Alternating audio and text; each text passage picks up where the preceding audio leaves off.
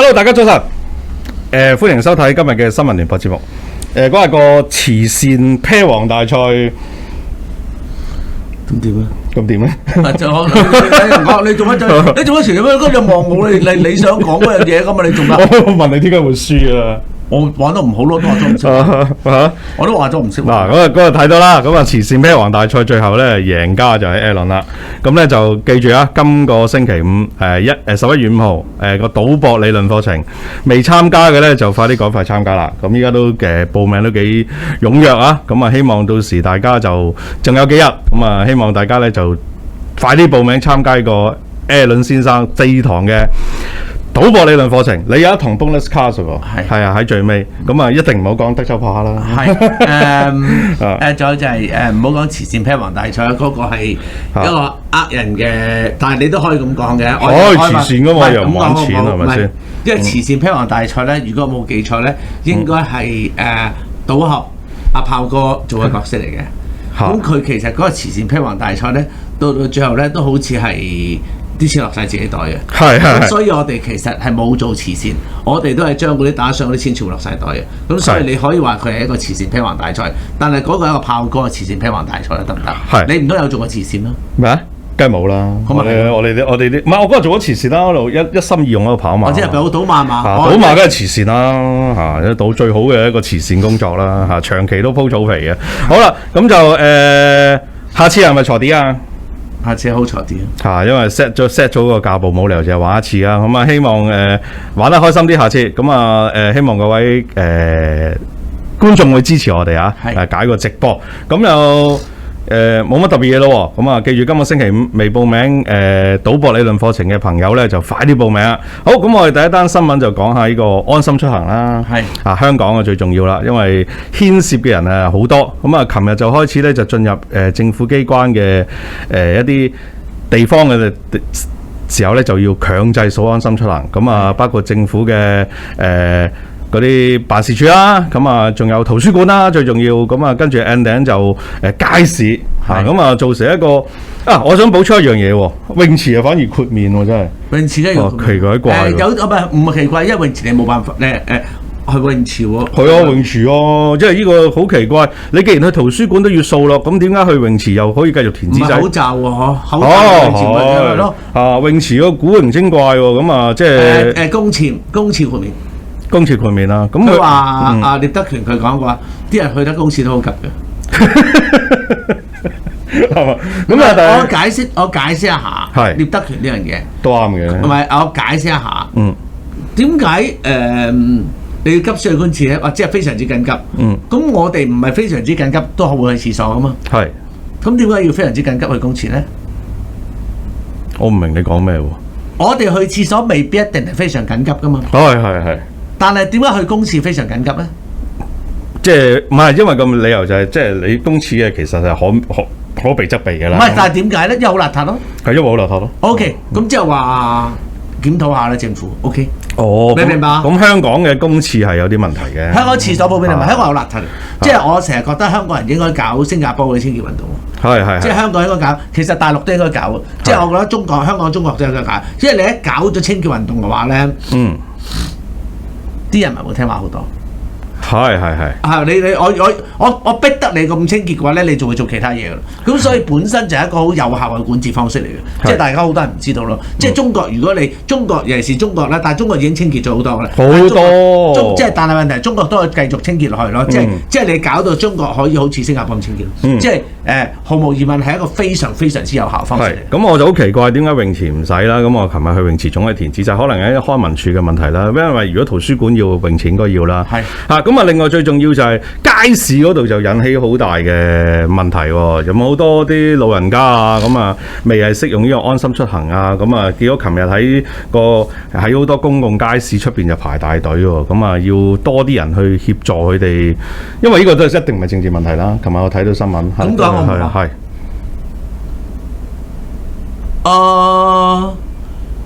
嗰啲不停喺度講老人家嗰啲人咧，即係嗰啲連登嗰啲咧，就係鬧啲老人家老屎忽嗰啲人咯。係。即係話喺度講，如果你講緊啲雞話，就係話你哋當日嘅時候就喺度鬧啲老人家老屎忽，就喺度鬧佢哋阻住地球轉。而家就搬啲老人家出嚟就話：啲老人家點搞啊？點搞啊？點搞啊？咁即係點咧？啱唔啱？即係話嗰班細路、嗰班後生仔喺度反政府，已經反到上咗路。當初嘅時候就喺度搬啲來，當初嘅時候就喺度鬧啲老人家阻慢地球。而家原來老人家可以反政府嘅，咁你就喺度講老人家老咩人家啫？老老實實講。老人家大晒，明白？即係嗰樣嘢好明顯啊！而家唔係老人家，嗰個老人家我好記得嗰隻九龍城停車，九龍城嗰個超級市場，係嗰個老人家咧，俾人哋捉到，嗰個好無奈，係即係話佢每日都嚟偷嘢喎。嗰個阿嬸日日都嚟偷嘢，你唔通拉咗佢啊？喂，老人家你病唔使去醫院攞籌啊？你知唔知攞籌幾難啊？你走入睇醫生啊？啱唔啱啊？去醫院攞籌使唔使等啊？使唔使攞籌啊？使唔使醫程序啊？香港老人家都係要醫好多醫程序啦，你咁樣都活唔到，不如直接攞，即係你。如果你老人家你又窮嘅話，老實講，你安心出行咁上，真係攞人道喺面。嗱，老實講，即係你冇辦法生存㗎。你安心出行你用嘅話，唔難得個醫院攞籌咯。咁我又贊成你呢個睇法喎，啱啊，啱唔啱啊？啱。我哋而家老人家，你知唔知幾多？搭巴士嘟八達通你都咁容易啊？啱唔啱啊？入錢啊，唔係人哋買飛俾你啊！啱唔啱？廢啊，白痴啊！超唔好搞呢啲咁嘅嘢啦，係嘛？我諗係嗰個智能電話嘅問題啦，即係好多老人家都未有智能電話。派咗錢㗎，派咗錢㗎，唔係未派過錢㗎。你應該係你有責任買部智能電話㗎。政府有冇派過錢啊？派過錢㗎嘛，係嘛？派咗。係嘛？派咗錢，你點解買到點解唔買得智能電話啊？派錢俾你嚟使㗎？咁啊，葉德權都講啦，有責任噶嘛。咁啊，依家都會多啲推廣宣傳，咁咧就加強個學習嘅。咁另外就喺街市嗰度應該會請多啲人咧喺門口協助佢哋啦。如果你唔識掃二維碼嘅話，暫時係咁樣啦。咁啊，即係情況都唔係太混亂嘅。喺街市啫，其他地方冇問題。唔好夾硬嚟咧講嘢，派咗錢噶嘛，你收咗錢噶嘛，當初嘅時候收咗錢你使晒冇得講啦，係嘛？即係嗰件事，雖然話派錢就係今次唔係派咗智能電話，但我曾經派錢，我當日派嘅錢，你今日就有責任買智能電話咯。智能電話幾百蚊一個啫嘛，唔好賴三賴四啦。係啦，依家800-900蚊一個啫，就係用嚟做安心出行都得嘅。咁啊，另外你可以用到噶嘛？你學嘢啦，係嘛？如果你唔可以賴老人家唔出嚟抗議，撲街就係嗰啲後生仔出嚟抗議話老人家，你幾時尊重個老人家啊？咁啊唔係嘅，咁佢而家個法例都係65歲以上係有豁免嘅，其實已經幫助。唔係啊，佢話後生仔出嚟攞嗰啲連登仔出嚟走嚟講老人家啫嘛，撲街係咪啊？我又唔知係咪喎。嗰啲走出嚟嗰啲不停嗰啲後生仔啫，幾時尊重個老人家啊？好啦，咁啊，另外一單又係關於個安心出行事，仲好笑。咁啊，警方喺灣仔入境事務處大樓，就以涉嫌使用虛假文書拘捕5人，年齡係介乎22歲到45歲之間啦。懷疑佢哋使用虛假嘅手機應用程式，即係安心上路嗰啲啦。案件就交由呢個灣仔重案組就跟進。入境處就表示啊，琴日朝頭早就發現有人使用呢個虛假嘅安心出行應用程式，因為依家一定要 bid 啊嘛。咁啊，試圖進入境事務處大樓。咁啊，拘捕嘅人士呢，就竟然就包括呢個審計處嘅人員同埋入境處嘅入境事務主任喎。咁啊，入境處表示啊，竟然係自己人喎，公務員本身喎。佢哋非常重視員工嘅行為。如果有人發現任何人呢有違法或者不當行為呢，警方一定會依法同埋按既定程序嚴肅處理。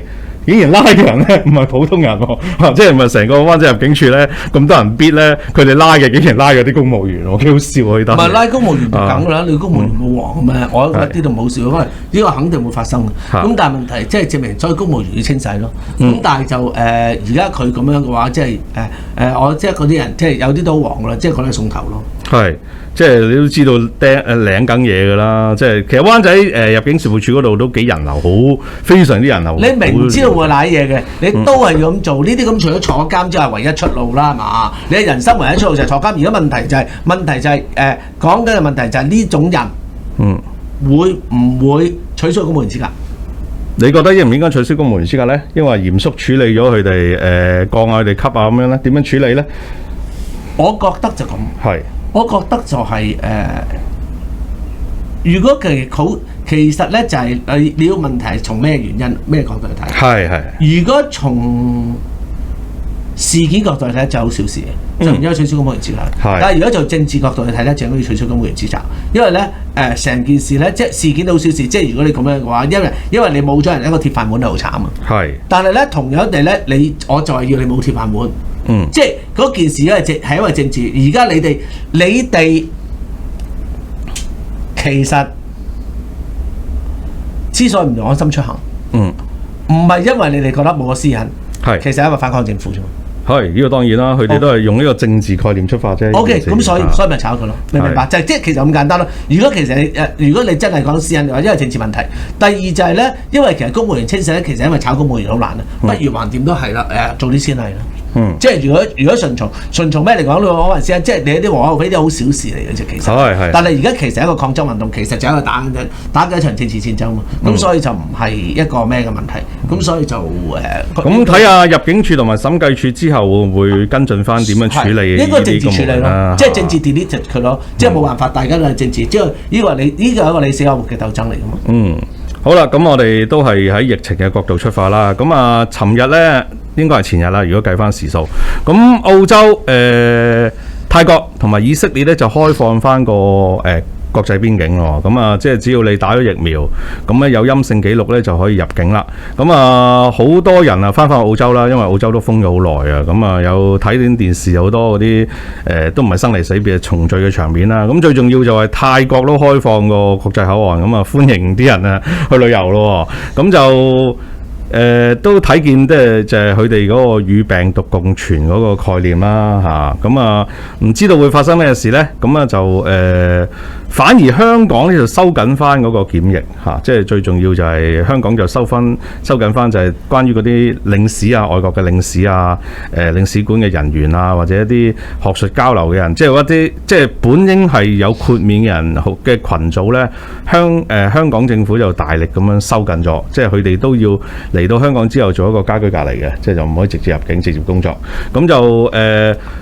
即係人哋就開放，咁啊香港就進一步收緊啦，咁啊咁都正常嘅呢啲嘢。其實係咁，佢哋應該頂唔順啦。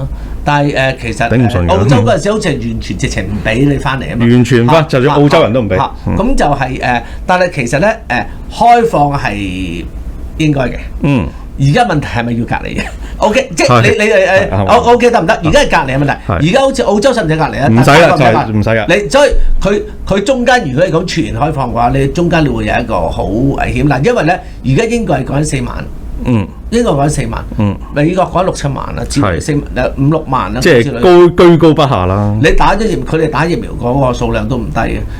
以色列去翻最高去翻成萬嘅，即係好離譜嘅。以色列就全世界疫苗接種率最高嘅地方啦。所以疫苗係 control 唔到成件事。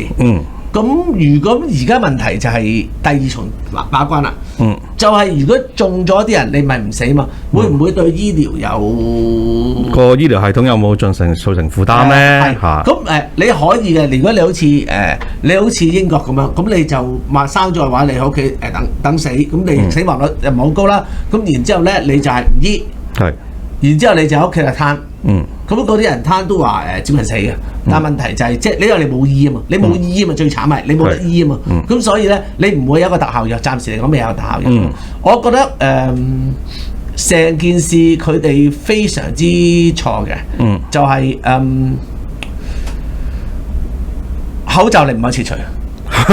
OK， 即係你開放咗，點解你要口罩？你口罩你要切除咧？我覺得好奇怪，即係佢哋開放同口罩令切除一樣嘢，點解你要切除口罩？口罩係一個好特別嘅嘢嚟嘅。早上個禮拜我睇電視新聞咧，就講呢個喺羅馬召開嘅 G20 高峰會啦。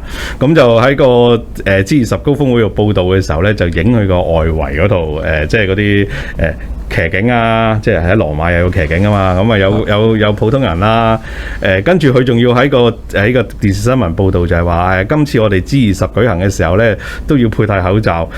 咁啊，可能去到場內佩戴口罩，但係喺出邊影個外圍係冇人戴口罩啊，即係好好笑啊呢單嘢。即係你覺得打疫苗就冇事，但係打疫苗有事，咁你都戴翻口罩啩？即係我覺得開放，我係晏晝開放嘅。我其實係覺得係到最後你都開放嘅。但係疫苗、口罩、特效藥三樣嘢 ，OK？而家未有特效藥啊嘛。未有啦，未有特效藥。如果唔係，而家我檢測咗有嘅，我喺屋企等，但係咧我就買藥去食，咁然之後買藥去食咧就減緩我，唔係醫好，係減緩我成個症狀，減緩我成個症狀啱唔啱？咁於是乎咧我就唔會造成醫療壓力啦。咁而且我亦都係可以正常生活。疫苗、口罩、特效藥呢三樣嘢，而家你借咗疫苗，你冇咗口罩、特效藥，我覺得死咁。西方世界都幾抗拒口罩啊，唔知點解。係咁，所以香港至少有一定嘅條件，你疫苗口罩，但係香港打疫苗去到85%，我唔理3021，你去到85%以上，即係總言之你要去到咁。而香港仲有啲中國賓咁嘅人仲要開放。喂，你打疫苗打唔夠你就唔好開放，即係用下腦啦，唔好白痴啦。你就算人哋都要打到某一個程度，你先開放得㗎嘛，明唔明白？成件事而家人哋講開放，你又開放，未打夠啊嘛，大佬啊！你哋一路喺度講開放，又一路喺度唔打夠，咁你點搞啊？即係成件事，你唔可以違反科學㗎嘛，係嘛？你唔係買疫苗咁有分別啊？真係等死啊！真係當係重感冒啊！嗰件事係嗰件事係嚴重過重感冒好多咯。即係成件事，而且你亦都唔可以，已經亦都證明咗唔可以與病毒共存。因為與病毒共存，你生過一次就唔會生噶嘛。而家生過一次會不停生啊嘛，嗰個大鑊咁啊黐線啊！成件事係即係反智反到離譜，即係香港啦，全世界啲人反智反到離譜。咁啊，內地過去一日就新增咗71宗嘅新型冠狀病毒嘅感染個案啦。咁啊，其中48宗係本土嘅喎。咁啊，都係條旅遊鏈開始傳播開嘅，咁但係依家佢都係大力咁樣去希望可以控制到個疫情啦嚇，咁啊即係喺成個省，即係譬如哈爾濱省咁啊，成個省咧就進行呢個檢測啦，全民檢測啦，咁啊應該都冇問題嘅。咁但係講嗱，橫掂都係講埋啦。咁啊，今次嘅要聞我哋都係講疫苗啦，疫苗唔係講病毒。露出一線嘅曙光喎，即係件事呢點解呢？就係東京呢，琴日嘅感染數目係個位數9個人，9個。咁呢，佢哋係喺個高峰呢急劇回落嚟喺過去嗰兩三個禮拜。咁點解呢？咁佢哋有啲醫學報告就出咗嚟，就話呢嗰隻 Delta 變種病毒嘅某個病毒株，即係喺佢哋日本國內傳播嘅一個病毒株呢，就越變越弱喎。即係睇到呢個科學報告就睇到咧，佢哋個病毒開始自行消失。呢個日本係咁，我尋日講過。咁啊，希望呢件事係真㗎啦嚇。咁啊，如果係咁就即係同上次沙士一樣啦，沙士又係啦，去到後期嘅時候就忽然之間自己消失。沙士同呢個有少少唔同 ，OK。咁啊，希望我講技術唔同，你要搞清楚技術問題 ，OK。係。咁啊，希望可以真係。我講個技術問題。好。技術問題就係沙士係冇咗，而家呢件事係減弱咗，佢唔係冇 ，OK，即係所以唔係嗰樣嘢唔係冇咗嘅，但係技術上有好大分別嘅，OK。第二就係我哋都講咗啦，因為即係我再講多次啦，既然你睇到，就係日本係因為日本都做咗清零嘅狀況，咁所以咧日本佢收緊咗措施，咁所以唔排除係收緊措施造成嘅影響，亦都未必係完全係 OK。即係好有可能就係佢個措施收緊咗，又冇外來嘅嘢，咁咪搞掂。同埋日本人戴口罩㗎嘛。日本人戴口罩啊嘛，理論上係。咁所以咁固然佢係減弱咗，但係減弱咗你個防疫感染率係另外第二樣嘢嚟㗎嘛。你減弱咗最多係減咗個死亡率啫。係咁啊，再睇下件事點發生啦。咁我日本個嗰個醫學報告亦都講，可能係同疫苗發生作用有關嘅，即係話可能個疫苗接種率去到某個咁上下咧，去到某一段時間就開始有一個成效出現。咁希望係真㗎啦嚇。咁啊，如果係真嘅，咁希望件事啊快啲過去啦，因為呢件事糾纏咗地球人2年。但係日本接種率唔係好高，日本接種率唔係好高喎。日本冇，因為日本冇生產。美國接種就個美國就做到啲疫苗抌嘅，因為佢接咗佢啲人唔係好肯接種，但係佢做咗好多出嚟。咁疫苗每好似已經抌咗幾千萬支㗎啦。係咁啊，都每笪地方都7-8成㗎啦，依家都好少低過5成㗎啦。香港好多地方，你去非洲啊，好多地方喺印度啊，冇數據。唔係，但係嗰啲會翻嚟啊嘛。咁你有數據？係，如果你開放咗國際口岸，就嗰啲係危機啦。你就算唔開放嘅話，點解新加坡咁難撳啫？因為印度咯。因為佢隔離，佢周邊好多咯，即係新加坡難撳嘅，香港就因為周邊啲係比較大。係側邊係比較啲貧窮嘅國家啦，圍住嗰啲。係咁啊，好啦，今日嘅新聞聯播時間到呢度為止，我哋下一節嘅港聞時間再見，拜拜。不如咁講啦 ，general 啲有冇假波呢樣嘢啦？係咪？係啊，我講即係足球嘅假波啊。係啊，係有嘅，我可以答話 answer 係有，但係憑我嘅認知咧。或者我經驗咧，即係我所知道嘅資訊啦，唔係常公子講嗰種，唔係話佢嗰個嗱，因為佢嗰個感覺嚟嘅，佢感覺話，因為其實未試過疫情，未試過咁樣啦，我諗近100年都未試過咁樣，冇嚇，即係未20年、20-30年未試過咁樣係踢波噶啦嚇，即係未試過冇觀眾情況踢波啦，或者疫情都係一個百年一遇嘅嘢咯，咁你如果去咁樣去俾一個理由或者有咁嘅陰謀論呢，就我證實唔到係啱定錯，老老實實。但我只係話我所知呢，假波係有，但係唔係咁樣嘅。嗰樣嘢唔係咁樣做。同埋我只可以講你諗下嗱，我係憑即係詳細嘅我就唔喺度講啦，因為我諗留翻俾我嘅。課程嗰度講啦，咁但係我講一樣憑常識諗下一樣嘢，其實呢樣嘢係我問過大師哥哥嘅 ，OK，即係當其時我有啲，因為我做頭先我講話嗰個一啲足球嘅嘢啦，因為佢大師哥哥都係賭博嘅專家，雖然佢唔係賭波，但係佢唔識賭波嘅，但係佢賭某叻啦。咁但係對於咁講，佢逢係賭嘅好叻啊，賭波咧佢就應該唔係太正嘅，或者我諗佢冇參與，但係佢講一樣嘢，就話咧，佢話足球一隊波有11個人，加埋2隊22個人。佢話你要我唔係問佢假波問題，其實我係問一個關於一啲即係一啲賭博嘅一啲好 fundamental 嘅嘢嚟。佢話其實咧有22個人啊，喺個場嗰度走嚟走去。佢話嗰個變數係即係個 combination 啊，因為你馬咧。你講到最尾啊，嗱唔計做馬，我當真跑啊 ，OK， 咁你都係場地啊，嗰啲泥啊，咩快步速啊、慢步速嗰啲咁嘢啦，係咪？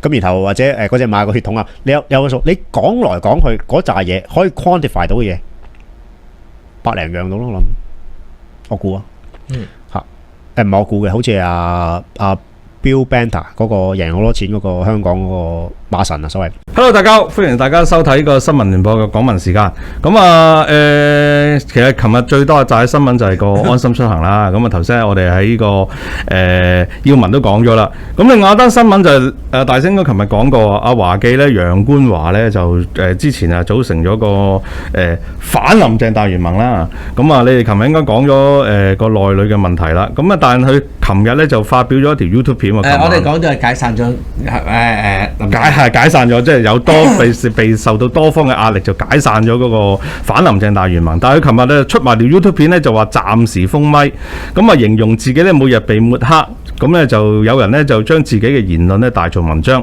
佢暫時唔會拍片，亦都唔會開咪。咁啊可能係下個月或者可能係出年。咁亦都講咧，就有人就話佢咧就反林鄭政府咧就講到佢咧就係反中央，批評佢係漢奸。咁佢仲講啊，有人咧就恩將仇報，過橋抽板。佢估唔到現在咧冇咗黑暴，居然自己係一個藍營嘅人咧。佢幫助過嘅人，今日調轉槍頭，反轉豬肚就係屎。為咗自己嘅目標同利益，居然抹黑埋沒良心，抹黑我。咁大師對華記嘅睇法係點啊？呢個人啊，邊個話邊個恩將仇報啊？華記話其他人即係追擊佢嗰啲人過橋抽板，恩將仇報。咁樣嚇，因為有幾個嗰啲藍營嗰啲 KOL 就不斷咁追擊佢啦。情況係咁。係大鑊啦，因為我都成日鬧林鄭。係啊，我話我就係想，我都想加入咗呢個反林鄭大聯盟，我都想加入反對親周聯盟。係啊，佢而家 coach 咗你開翻咯。係乜唔可以反林鄭嘅咩？藍營嘅人唔可以反林鄭嘅咩？藍營嘅人唔可以反中央啫嘛。藍營嘅人當然唔可以反中央啦，唔係基本上我哋就唔可以反對中央先啦，呢個係大原則嚟㗎啦。咁好多人反對中央，藍營嘅人係唔可以反中央，即係我哋係因為我哋唔可以反對中央。如果你反中央，你就黃營啦。唔係，我諗亦都咁講啦嘛。喺我心目中，即係話，就算你喺中國，你唔可以反對中央政府，你有反對中央嘅某些政策啊。係當然啦，當然啦。有啲政策行得唔好嘅，我哋點解唔講得咧？啱唔啱？咁就係亦都係點解要係唔可以話林鄭嘅施政唔好咯？咁事實上嘅施政唔好係一件係客觀事實啊嘛。咁我唔明點解就係究竟華記會受到幾大嘅壓力啦？因為出到嚟做嘅應該唔介意受壓力嘅。咁即係我哋都周時都難啦，係咪？你如果咁樣講，你去2019年嗰時壓力咪仲大，日日都俾黃營鬧㗎啦，華記。佢哋俾自己人鬧咧，因為佢哋覺得即係自己團結。係嗰樣最唔開心嘅嘢啦。但係問題而家我哋自己藍營嘅人，而家係咪有團結嘅必要咧？即係我好懷疑，即係當初嘅時候你係2019年之前，你立法會咧，因為咧你個經濟勢力唔夠，所以咧就政府錯嘅都話啱嘅。咁於是乎咧，你就係因為你要團結，如果唔係嘅話，你驚對方唔夠對方打。但係而家你已經贏晒啦，咁我哋係咪應該即係自己有嗰樣講嗰樣咧？啱嘛？如果唔係你再係維持住唔可以話個政府嘅時候，咁你就會去變咗成個施政就好似以前咁樣，就係個施政咪亂嚟咯，結果咩都唔得咯，係咪啊？咁唔得。林鄭月娥有做到佢啲乜有 fulfill 到佢嗰啲嘢咩？而家咪一樣民不聊生，而家一樣係大家貧無立錐之地。只不過我係話貧無立錐之地一部分就係黃營啲人走出嚟拉後腳啫嘛。但係並不代表你會冇，並不代表林鄭冇責任啊嘛，係咪啱啊嘛？咁成件事，我覺得就比較奇怪啲，同埋即係我覺得華記即係我唔係特別同意佢嘅意見啦。但問題就係你要捍衛佢嗰個權利啦。我唔知道點解佢會被人追擊，冇啊，咪建立咗個反林鄭大聯盟。嗰件事係非常之唔公道嘅，即係非常。我講啊，唔係唔公道咯，係反智咯。係啦，咁你做得唔好係可以批評噶嘛？中央係覺得你做得唔可以批評，不過你唔可以推翻我。同埋佢嗰個反林鄭大聯盟，佢唔係佢係一個民間人士啫，佢唔係做一個，佢咪梁振英做反林鄭大聯盟啊嘛？明嘛？佢唔係 somebody 去做，有啲嘢你某一啲位係唔做得嘅。可能你係一個係立法會主席，你唔可以反林鄭大聯盟，即係唔可以搞。但係你民間人士啫，做嗰啲嘢都好細矮啫嘛。即係你嗰個人咧，你權力越大，你個責任就越大。你咧，如果你係蜘蛛俠嘅話咧，你咧嗰個責任你就會好大，因為你有咁嘅能力啊嘛。係嘛？能力，但係你而家係冇佢而家冇咁嘅能力噶嘛。KOL 咯，係啦，咁所以佢即係等於全中國政府，你對於好似我啲咁嘅有啲專欄寫入嘅 KOL，同埋對於嗰啲留言嗰啲網民嘅言論自由嗰個尺度都唔同啦。明白？咁所以成件事，所以 KOL 我唔覺得佢喺度反對林鄭，咁佢嗰個聯盟做得有幾成功先？即係明唔明白？唔係嗰個聯盟係講啫嘛，未開始。咪係咯，即係成件事限聚令都未完，點搞啫？我覺得就係使唔使咁啊？係咯，係咁以都要食餐飯啦，咁又冇辦法。即係如果咁樣嘅話，咁樣圍剿冇辦法。咁林鄭係唔得啊嘛，係唔掂啊嘛。即係我想成件好㗎嗱，我唔知道佢嗰陣受到咩壓力咯。即係，但係施壓力啊，而家搞到咁樣，我覺得比較奇怪。係，我都覺得比較特別啲啊！即係我都有睇下華記噶嘛，咁其實冇嘢啊，咁同2019年或者之後講嘢都一模一樣啫。咁佢都係同你嘅講法一樣，咁佢覺得林鄭嘅施政好有問題，即係譬如話喺個通關嗰度啊，香港嘅防疫嗰度啊，咁其實一早講咗就係要同內地同步啦，即係你講嚟講去個問題都係掃安心出行碼強制，其實就係一定要同內地嗰個佢哋嘅健康碼同步，人哋先係通關啊嘛。因為你入咗境，譬如你香港人去到內地，佢都要知道你過去嗰14日嘅行蹤啊。呢個就係問題。講嚟講去就係呢樣嘢啫嘛。林鄭咪唔反得啊？即係咁解？我真係唔想佢做特首喎。而家係咪一定要佢做特首啊？同埋有選舉噶嘛，出年。如果唔係選咩選？咁點啦係嘛？咁係咯。如果唔係唔使再選。選啦。咁我覺得我都同情阿華記嘅，因為即係你唔好理立場先啦。咁但係就俾同路人追擊啊，實在係比較傷感啲咯。咁啊好，第二件事啦。咁啊立法會嘅換屆選舉咧就再接獲咗11名提名表格，再接受多11份嘅提名表格。咁至今就累積接獲26名嘅提名表格啊。咁啊地區選區嘅2個新增提名分別嚟自港島西同埋新界西。選舉委員會嘅界別今日亦接獲2份提名表格。至於功能組別界別咧，就接獲7名提名表格，分別嚟自鄉議局、社會福利界、旅遊界、金融服務界、進出口界同埋飲食界。立法會換屆提名呢個提名期咧就去到11月12號，即係仲有大概10日時間。咁新一屆立法會咧就會增加至90席啦，包括選舉委員會界別嘅40席、功能界別嘅30席及地方選區嘅20席。咁投票日咧就係12月19號，咁就更加多人去入紙選立法會議員啦，嗰啲奇離怪又嚟喎！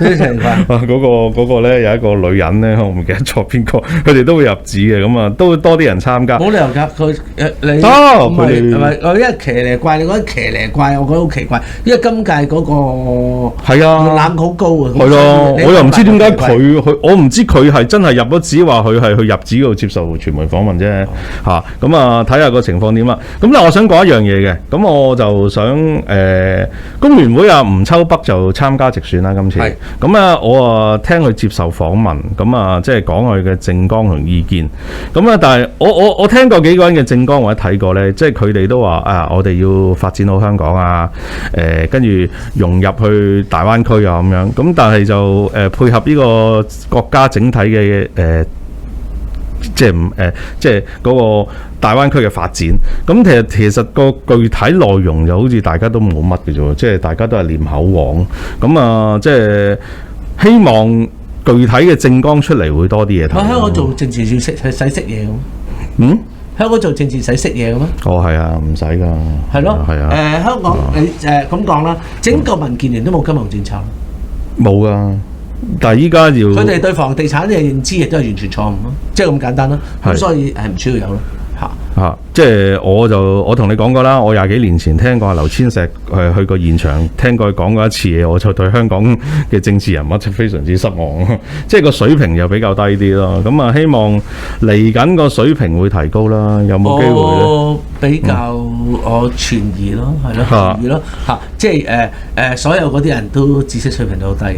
即係有啲係好即係有啲至少另一方面，至少有個正常嘅人嘢又好，譬如謝偉俊咁嘅政好，即係嗰啲佢比較啲朋友好熟，邵家輝、謝偉俊都比較係即係比較進取啲啦，比較識嘢啲啦，係嚇識嘢啲同埋有心啲啦。其他啲人都係一啲即係喺政治上可能佢哋會識得嘅，但係問題喺政策上第二樣嘢咯，因為政策上佢哋都係咁，我唯有幾知道聽啲官去 brief 咯。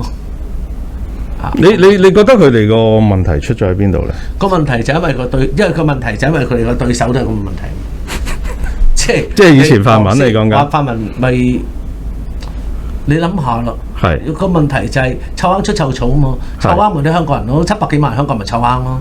乜你認為識咁樣投票啲人？你認為梁國雄識咁啊？即係你認為嗰啲人識咁啊？你認為係你認為係咪梁國雄啦？你認為係嗰個叫做咩？民主黨識嘅咩？民主黨識金融嘅咩？公民黨識金融嘅咩？公民黨識政策嘅咩？明白佢哋唔識噶嘛？仲有就係即係你如果連香港眾志係翻去耕田。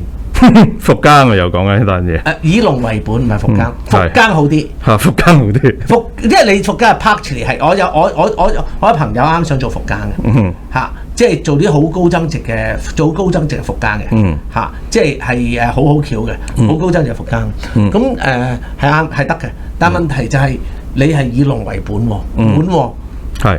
本你都仲選到喎，咁香港人豬西嚟噶嘛，咁啊對住班豬西用豬西嘅方法，明唔明白？你耕田唔係問題，復耕問題，但係為本啊嘛，係即係呢個最大問題啊嘛。咁所以既然香港人係豬西咯，咁你用豬西嘅方法對付佢咧，佢中意食屎咪塞啲屎俾佢食咯，咁你先選到啊嘛，明白？咁所以你到最後點解個政壇出垃圾？因為香港人垃圾啊嘛，明唔明白？係咁啊！另外一單新聞啦，咁啊，警隊琴日就為殉職嘅女水警嘅總督察林婉儀呢，就舉行最高榮譽嘅喪禮啦。咁儀式就喺紅磡嘅世界殯儀館舉行。咁有好多高官都出席咗啦。咁就呢件事大家都記得啦。咁啊，佢係喺進行任務嘅時候喺屯門龍鼓灘追截懷疑走私快艇期間呢，就俾隻快艇撞翻咗，跟住墮海失蹤而死亡。咁啊，琴日就舉行咗個葬禮啦。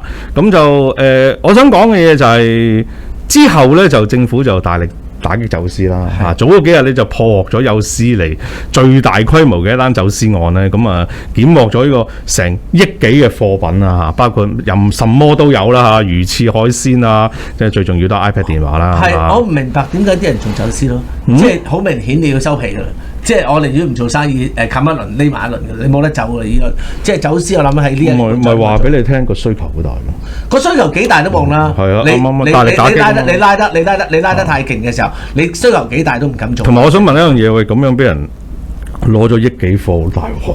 咪係咯。係啊，喂，迎頭嗰個人唔知點死啦。係啊，你嗰件事唔知點搞啊。咁所以，喂，你都係錢啫，因為你嗰樣嘢嗱咁講好唔好？嗯。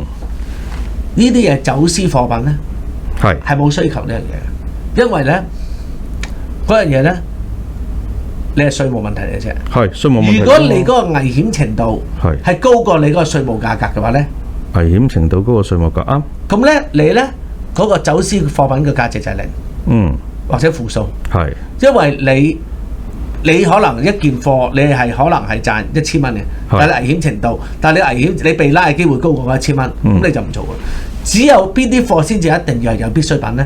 就係白粉啦，白粉嗰啲唔使講，因為你唔食就冇㗎啦嘛。係啊，係咪你知啊？嗰啲係法為嗰啲呢啲唔係佢啲走私合法貨品嚟㗎嘛，所以係咪錢解決到嘅問題嚟㗎嘛？你而家嘢係應該要全部冚晒嘅，即係你毒品冇得講，毒品我幾個人都要食㗎啦。OK， 咁你就唔同咯。軍火毒品咁冇得講啦，係啦，嗰啲你就唔同你買。咁啊，同埋嗰啲 iPad 部咧 iPad 咁樣，咁你唔走上去，咁佢都要買㗎啦。咁就交稅咯，即係。所以成件事本身呢件事走私應該收晒皮嘅，即係成件事好愚蠢。係咁啊，仲有破獲嗰單億幾成億嘅貨物嗰單嘢，亦都唔係快艇啦，係一啲內河船啦，即係中港兩邊走嘅一啲內河貨運船。咁其實最大型嘅走私都喺嗰度嘅啫，快艇嗰啲都係啲揾快錢嘅人咧。即係我成日都講，其實。大家都知㗎，你住屯門，你晚晚我有朋友住屯門蝴蝶灣嘅，晚晚都嘭嘭聲㗎啦出邊。即係其實呢個係一個黑點嚟。咁啊，你去到林婉儀總督察咁啊殉職，咁啊你先至大力去打擊咁啊。唔係你其實嘅時候就大家。你用得幾多力啫？你用得幾多力就足啦。大家即係我咪依家咪話俾你聽用力咯。而家就一定用力咯。你咁樣你都要去，你冇得講嘅。之前放你一條生路，即係等你。即係大家好做先。大家好做啲啦。但係而家你撞死一人嘅話，你完全。咪撞死總督察。撞死總督察。大佬你都睇下。你冇得救。即係唔睇新面都睇。即係我成日都講個問題就係，我好記得即係早10年前喺旺角某個商場，你都知全部係賣翻版碟㗎啦，你知㗎啦，由頭數到落腳3層都係全部賣翻，即係講緊翻版碟嘅年代，即係咁其實好簡單一件事，你企個軍裝喺樓下已經搞掂啦。佢就喺邊條山路嚟？係咯，即係其實佢當時嚟講，大家都睇到佢會掃場，咁但係大家亦都互相配合。我成日都去到嗰度買 game 碟啊嘅時候，我諗其實好簡單嘅喎，擺兩個軍裝喺門口，大家都知間嘅咯，唔係乜景商場，依家唔係啦，擺兩個你都有人行必㗎嘛？咁仲有人咁買翻版，咁又結果佢哋發覺又唔係嘅喎。咁其實即係大家以禮相待，你又唔去好好遵守嗰個。咦？放咗你條生路啦，總之。即係好似2019年嗰件事。2019年大家本來就以禮相待嘅，即係大家俾下面大家，咁你係都要破局，咁冇辦法啦。咁你撞死咗個水警總督察，咁咪叫破局咯。咁你仲想點先嚇？即係個情況係咁咯。好，咁啊，今日嘅講文時間係咁多，咁我哋下節嘅兩岸國際時間再見，拜拜。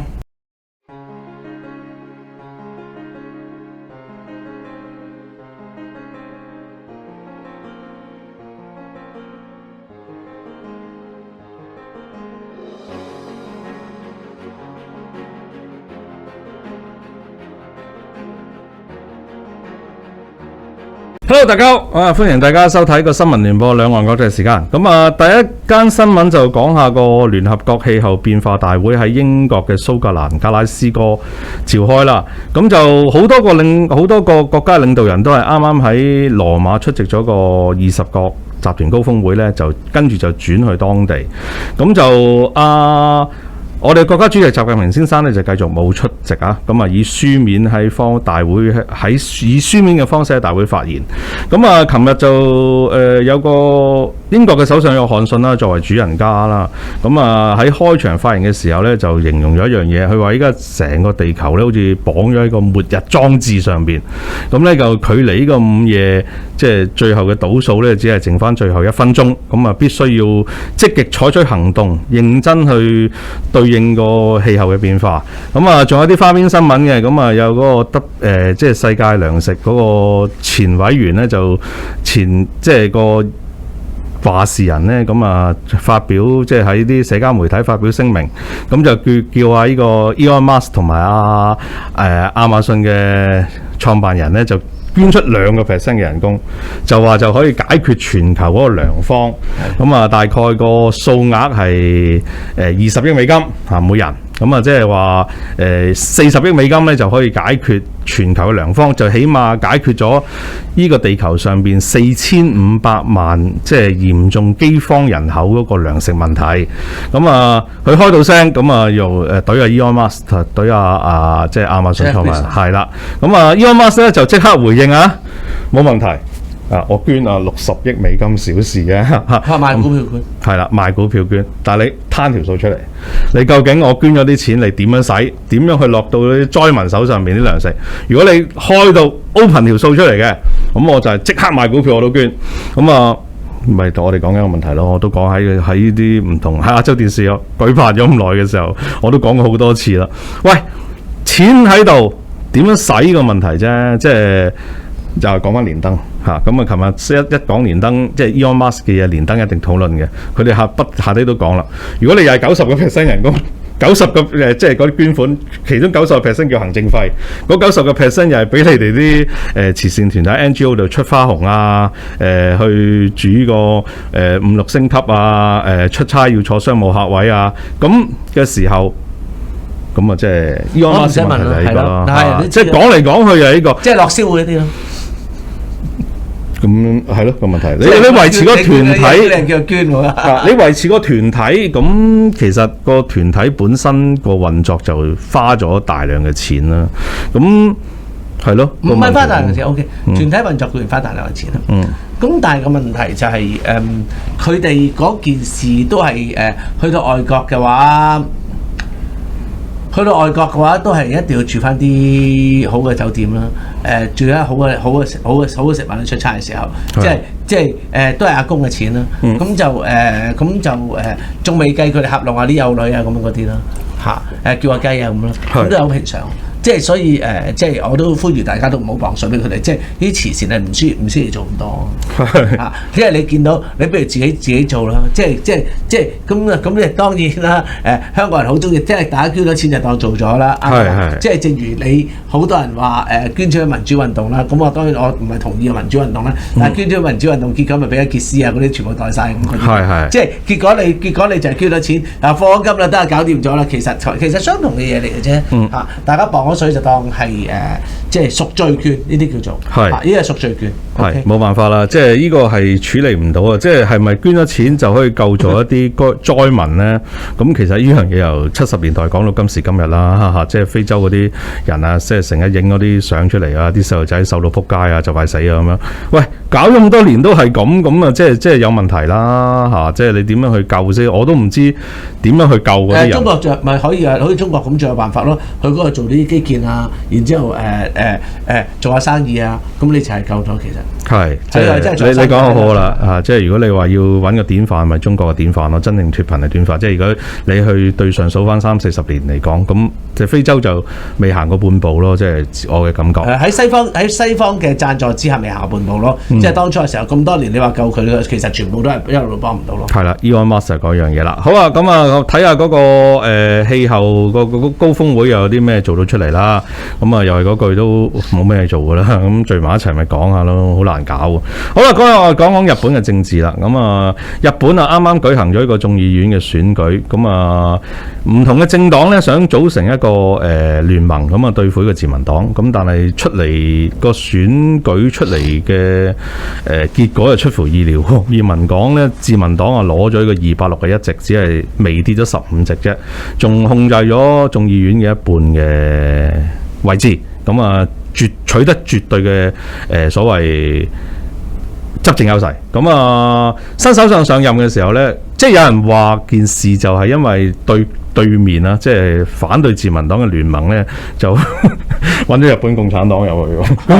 咁結果又係呢件事就令到啲選民又好不滿。咁啊，日本共產黨亦都比舊年咧就即係比上一屆啊少咗2個議席，得翻10席啫，本來有12席嘅。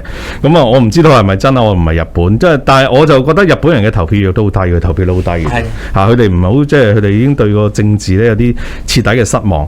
咁啊，新首相上任咧就。日本嘅官僚架構，官僚權力大過政治嘅，係當然啦嚇，即係佢哋嗰個官僚架構啊，非常之同埋最大問題，佢哋官僚架構同埋政客係同一路人啊，係即係佢哋即係我哋叫官商勾結進入化境嘅啦，日本同埋啲商人啊，係嗰啲同埋嗰啲大商，所以阿巴菲特都買5大商係啦嚇，所以就逢親啊講翻日本嘅政治先，逢親有首相嘅撤換啊，即係譬如今次新首相上台啦，或者一個選舉咧發生咧，總係個股票會升嘅。咁但係今次咧就正就係過嗰30年第一鑊，咁咧佢嗰個眾議院選舉嘅結果出嚟，同埋新首相上任咧，呢排股票係跌嘅。咁啊，即係之前嘅安倍嘅經濟學啦，咁啊，即係救唔到日本啦。咁依家呢個岸田文雄又話呢個最新有一個經濟嘅手段去拯救日本嘅經濟，咁似乎咧選民都唔相信佢嘅，即係覺得佢都係做唔到。咁啊，我哋頭先講過第一次嘅時候，我哋講個要聞咧，就話咩日本咪逢一陣跌落嚟嘅，唔知係咪關事咧？咩逢哦，佢係啊，即係佢而家新上任啊嘛，咁咪嗰個感染率忽然之間跌到個位數字咁嘛，欣欣向榮咯。但係日本基本上唔係一件咁嘅事啦，即係佢哋民間對嗰個政府嘅施政其實都係完全係冇寄望嘅，係嚇，即係日本嘅問題就係爆煲爆得太緊要啦。日本問題咁好唔好？日本問題就俾美國夾死咗，德國人冇得救，即係完全冇得救。佢德國有一樣嘢優勢，德國就係喺世界中心，即係歐洲中心嚟嘅。係而咧日本個地緣咧，佢本身咧，即係日本咧當初嘅時候咧。如果佢唔搞大東亞共榮圈，就已經死咗噶啦。再俾美國佔領洋場啦，即係大東亞共榮圈係啱嘅。係咁啊，係全世界有史來佢日本立國以來係最勁就係呢一樣嘢啦，就係大東亞共榮圈。但係當大東亞共榮圈個幻夢破滅咗嘅時候，你就咩？我知我成日都講佢一個例子咧，就係話東三省咯。係東三省喺中國嚟講就係如常有廢嘅。就係而家直情唔去嘅，但係當初日本嚟講就當如獲至寶，覺得好過日本好多。咁你可以知道佢嗰個地緣係幾咁貧瘠，所以係日本係冇得救。即係佢而家已經係將佢嘅國力係喺佢嗰個地緣嚟講，佢將個國力係已經做到最盡。即係喺裕仁天皇，我我唔能夠最景仰啊，而係最佩服嗰個人。佢打大東亞戰爭，再打咗經濟戰爭，已經將日本今後嘅永遠呢一世嘅國力消耗盡咗啦，冇得救啦。咁可能遲啲同中國聯盟咧，同中國聯盟你會以中國為首嘛？我用中國為首咯，你中國為首咪即係唔係咯？咪即係唔係咯？以前嘅時候佢以日本天皇為首嘛，係以日本天皇為首嘛。咁嗰個大東亞共榮圈take over 咗中國嘅位置，即係話佢哋覺得佢哋先至係儒家文化嘅真正代表。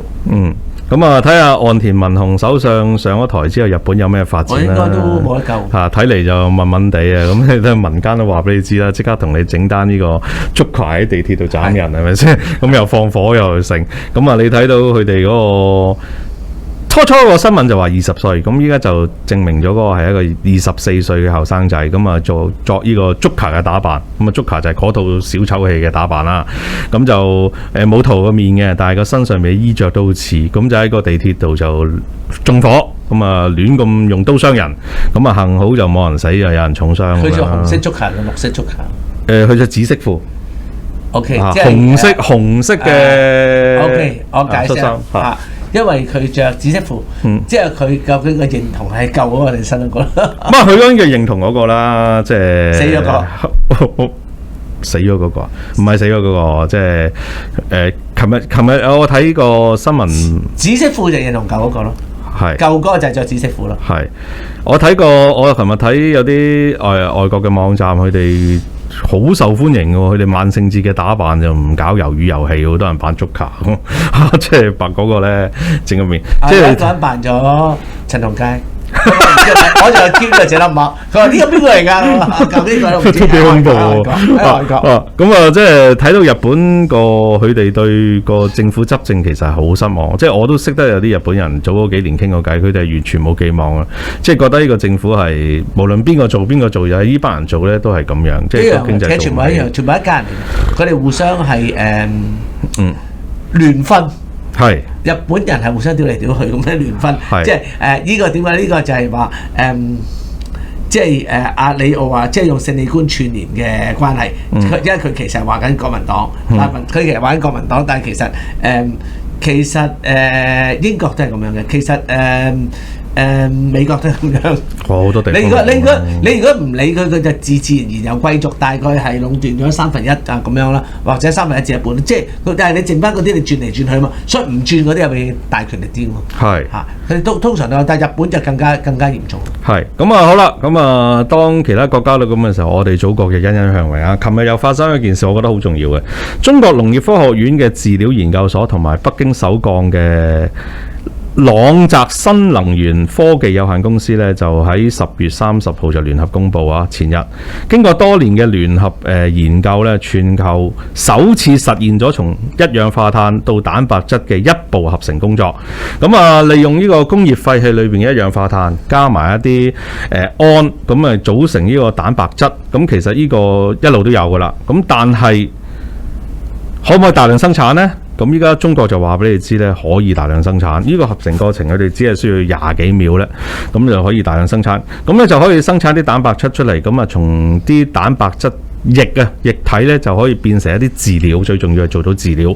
咁就呢個係一個好重要嘅嘢啦，因為依家中國係世界上最大嘅大豆需求國嚇，咁因為我哋就要喺好多地方度入口大豆啦，例如美國啦，美國成日同你講買多啲大豆，買多啲大豆。好，我睇新聞報道嘅時候，原來同中國買得最多大豆嘅地方唔係美國，係巴西。咁但係如果呢件事呢真係大規模生產嘅呢，咁就好大件事喎，即係唔使再向同外國買咁多大豆，因為最重要買大豆翻嚟就係做飼料，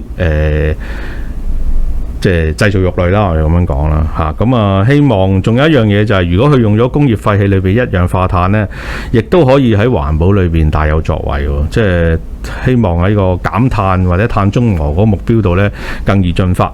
咁我成日都睇見咧內地，因為佢係攞啲廢氣去做，攞啲廢氣嚟一氧化碳，所以做。咁啊，依家話即係依家個原理出嚟啫。製造啫，係咪大規模咁樣做咧？佢話即係佢嘅理論上就可以大規模製造啦。係啦，係。咁但係問題，你等個大規模製造咗出嚟先講，同埋大規模製造你真係做嘅生產線係做咩？究竟要幾耐咧？你對一 collect 啲廢氣咧，因為你 collect 啲工業廢氣，要成樣嘢個轉化，即係你一定要工業區度先 collect 到工業廢氣啦。工業廢氣而家噴咗出去天空就搞掂㗎啦嘛。而家點樣 collect 咧？咁全部都係啲成本問題嚟嘅。究竟成本係幾？究竟成本係點樣咧？所以呢個究竟點做法？要係再即係唔係其實方法就有好多啊！你睇嗰套咩末世列車都睇到啦，其實最後可以用呢個養好多呢個蝗蟲咧，跟住整成呢個啫喱咧，咁啊拍咗咧就可以解決個糧食問題。已經講咗好耐啦。咁講啦。你講一樣嘢咧，呢個咧你唔好睇電影 OK， 你唔好睇電影學。即係咧，其實咧，我講一個基本原理啦。係個基本原理咧就係咧，你越係少嘅動生物咧，你嗰個生產嘅成本係越低。越係大嘅生物，牛啊、獅子啊，即係唔好食獅子啊、牛啊、象啊，即係越係大嘅咧，你嗰個生產嘅 cycle 係越大嘅、越長嘅。咁所以你嘅成本就越高嘅。所以咧，即係牛肉就貴過豬肉，豬肉就貴過雞肉。OK， 我講基本原理啦。咁所以咧，如果你係講生物嚟講咧，你所有食蟲類咧。即係唔係你唔使咩蝗蟲咩啦，所有蟲類你仲要食曱甴啦，你都可以嘅，理論上應該可以。係曱甴食得解決咗糧食問題啦。即係你而家望做稅你就唔覺㗎啦。咁但係而家望做稅嘅話，而家嗱 OK 嗰個係攞嚟食去做嘅 OK。咁咧中國咧係中國喺糧食方面咧，如果你食齋嘅話咧係可以自給自足嘅。係。咁而家咧就因為你食肉嘅問題啦，所以你先有啲大豆。佢大豆係俾肉食㗎嘛，唔係俾動物食。大豆係俾動物食飼養啦，係最重要。咁所以咧，而家如果你係咁樣嘅話，其實你都可以因為大豆嘅成本咧，係就我所知係平過昆蟲嘅。即係如果係咪？所以咧，你用大豆咧俾啲肉食，如果唔係你話，其實你餵嗰啲動物食昆蟲都係得嘅。動物食咪昆蟲？雞先食㗎，雞食昆蟲啦，雞食昆蟲。但係牛啊嗰啲就食大豆，但係你知唔知牛食肉㗎？牛梗係食肉㗎啦，牛梗係食肉。嚇，牛會食肉。豬就食肉。OK， 牛係食少少肉。好多原來大家發現咧，而家所有我哋以為食齋嗰啲嘢咧，嗰啲生物咧都會食少少肉嘅。係。都會食少量嘅肉類補充嘅。係。嚇，咁細個嘅時候，即係細個嘅時候，我讀緊大學嘅時候，嗰啲咩周兆祥走出嚟話，我哋人類係應該食齋啊，咁嗰啲係全部錯嘅，係冇乜嘢食齋 OK，嗰啲戇居嘅，嗰啲就嚟即係話我啲人類牙齒點啦，咁所以佢哋嗰啲環保嗰啲嘢。轉化啦，即係嗰啲嘢算啦。好啦，咁啊睇下未來人類點樣走向啦。咁啊都係我自己覺得就科技係可以發展係可以拯救到即係個世界糧食危機啊，或者氣候危機。咁啊睇下可唔可以通力合作啦嚇。即係依家就同埋睇下中國可唔可以喺呢一彎嘅所謂氣候危機同埋糧食危機嗰度可以突破到出嚟，即係做翻啲國威啦嚇，即係希望到咩一日啦嚇。好，今日嘅兩岸國際時間咁多，咁你記住 like、share、comment 我哋亞洲電視頻道，咁咧就上埋去睇亞洲財經，咁咧希望大家訂閱我哋嘅亞洲電視網站，咁啊支持我哋亞洲電視。另外11月5號啊，Alan 舉辦嘅賭博理論課程咧就會正式7點半鐘就開 Zoom， 未報名嘅朋友呢，記住快啲報名。咁呢，除咗 Alan 嘅4堂呢，仲有一堂大師嘅 bonus class 可以同各位呢就分享佢嘅賭博心得。咁希望大家快啲報名支持我哋亞洲電視。好，係咁多，我哋下次再見，拜拜。拜拜。